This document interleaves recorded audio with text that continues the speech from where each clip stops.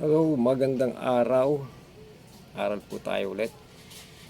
Title ng ating pag-aaral ay May Tamang Panalangin.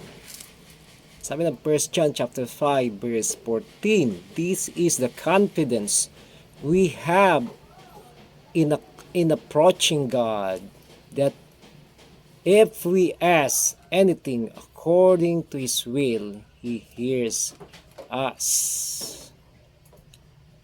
Lahat nga po ba ay pinakikinggan o talagang may tamang panalangin? Gabayin po tayo ng Espiritu ng Diyos sa ating pag-aaral. Kung may tamang panalangin, ibig sabihin may maling panalangin. Sa makatwid, hindi pahabaan o paiklian, hindi palakasan o pahinaan. Ang panalangin dapat ay tama. So, paano magiging tama ang pananalangin?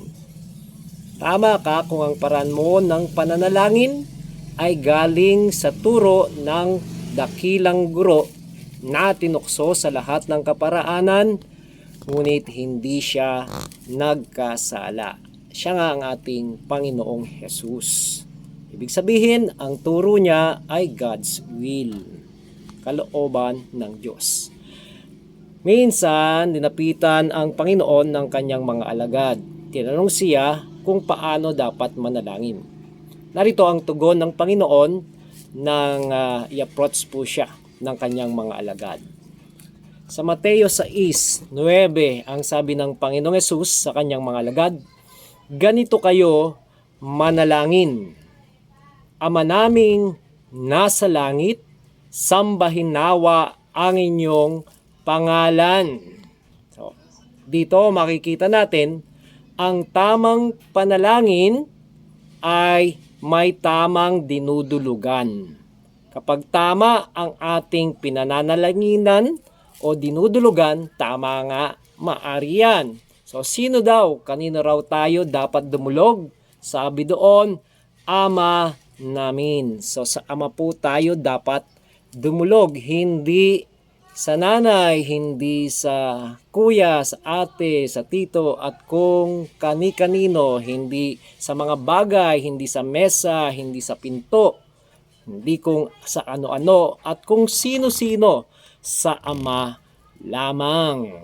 Yan po ang right kind of prayer. Pangalawa, may tamang panalangin, ang sabi nga po natin, an effective at may resultang panalangin. Sa John chapter 14 verse 13 hanggang 14, ang sabi dito, anumang hilingin ninyo sa aking pangalan ay gagawin ko upang maparangalan ng Ama sa pamamagitan ng anak. Sa 14, kung hihiling kayo ng anuman sa aking pangalan, ito ay aking gagawin. Okay, ang may tamang panalangin o ang pananalangin epektibo ay ginagawa sa pangalan ng Panginoong Hesus. Pangatlo, ang tamang panalangin ay ginagabayan o sa gabay ng dakilang patnubay, the Holy Spirit. Sa John chapter 16 verse 13, sabi diyan, ngunit pagdating ng Espiritu ng katotohanan, papatnubayan, sabi po, papatnubayan niya kayo sa lahat ng katotohanang galing sa Diyos. So, siya po ang patnubay, kaya sa kanya po tayo humingi ng gabay. Kaya dito sa ating pag-aaral, nakita po natin ang tama at may tamang panalangin ay direct to the Father.